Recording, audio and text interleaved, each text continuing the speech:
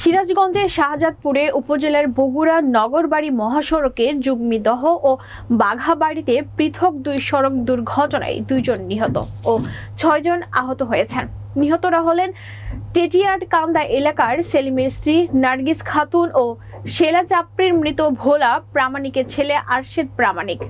শাহজাদপুর প্রতিনিধি শফিকুল ইসলাম পলাশের প্রতিবেদনে দেখুন বিস্তারিত।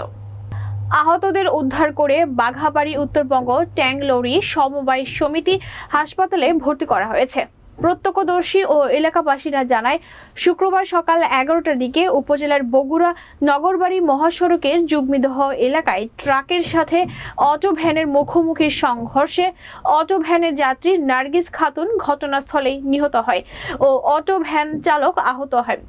অন্যদিকে বেলা 11:30টার দিকে উপজেলার বগুড়া নগরবাড়ি মহাসড়কের বাঘাবাড়ি গ্যাস অফিস সংলগ্ন স্থানে মোটরসাইকেল, সিএনজি ও ট্রাকের ত্রিমুখী সংঘর্ষে ঘটনাস্থলে সিএনজির যাত্রী আরশেদ প্রামাণিক নিহত ও 5 জন আহত হয়েছেন। শাহজাদপুর থানার এসআই সুমন সাইদ ঘটনার সত্যতা নিশ্চিত করে জানান, নিহতদের মরদেহ ময়নাতদন্তের জন্য পাঠানো হয়েছে আর আহতদের উদ্ধার করে বাঘাবাড়ি উত্তরবঙ্গ ট্যাঙ্ক লরি সমবায় সমিতি হাসপাতালে ভর্তি করা হয়েছে।